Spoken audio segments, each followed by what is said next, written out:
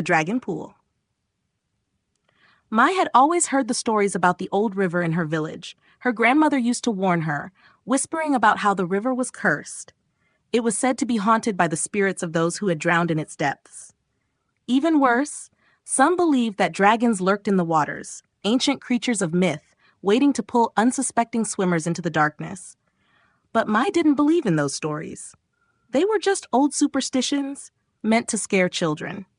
That's what she told herself when she decided to sneak down to the river one humid evening.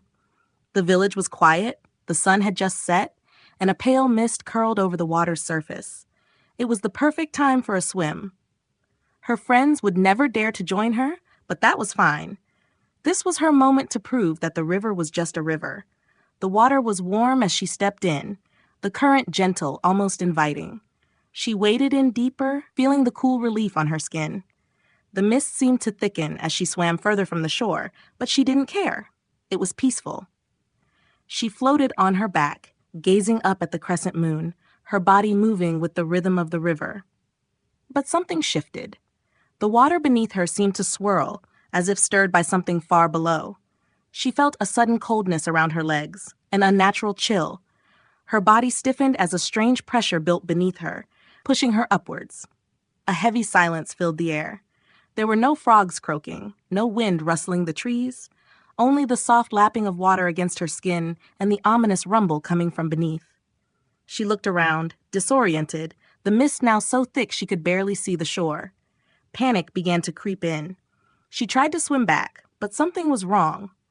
The water seemed to resist her movements, pulling her toward the center of the river instead. Her heart pounded in her chest. She pushed harder, her strokes frantic, but no matter how much she fought, she couldn't get closer to the shore. Then she felt it. Something brushed against her leg, soft but unmistakable.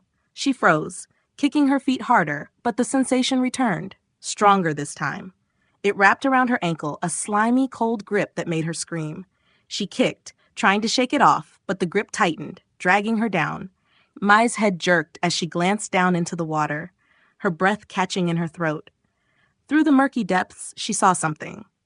A flash of scales, glinting like silver in the faint moonlight.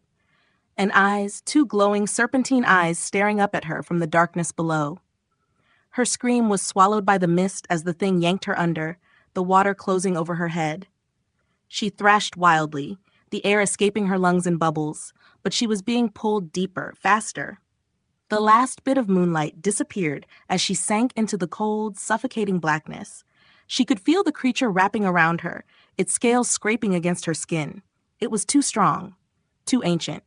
Just as her vision began to blur, something changed. The pulling stopped.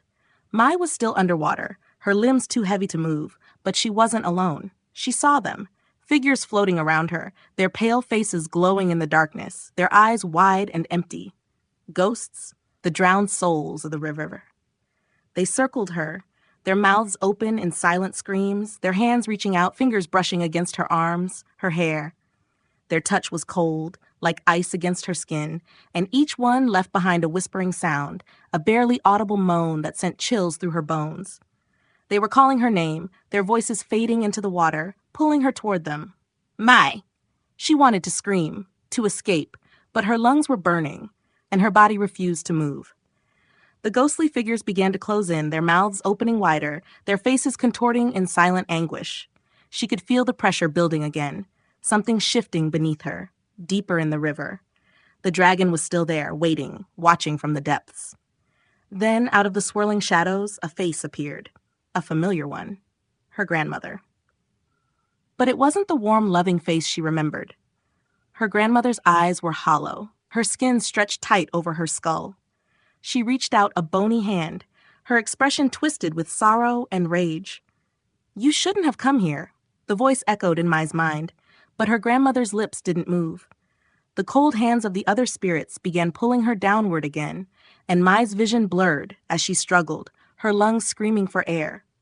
Her grandmother's face faded, replaced by the darkness, and all she could hear was the rushing of the river and the hissing of the dragon below. Suddenly, she was yanked upward, breaking through the surface of the water with a gasp. She sputtered and coughed, her chest heaving as she dragged herself toward the shore. The mist had thinned, and she could make out the faint outline of the village in the distance. Her body ached, her limbs heavy as though something still clung to her. When she finally reached the shore, she collapsed onto the mud, gasping for breath. She looked back at the river, expecting to see something, anything. But the water was calm again, as if nothing had happened. The mist rolled lazily over the surface, and the night was eerily quiet. But she knew better. The river had claimed its victims before, and it would again. She lay there for what felt like hours, her body trembling, unable to shake the feeling of cold hands still gripping her, of eyes watching her from the depths.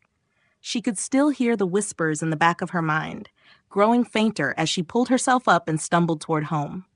That night, she dreamt of the river, and when she woke, she found faint bruises around her ankles, like the marks of claws. Mai never went swimming again, but the river never forgot her, and every night she could feel it calling her back.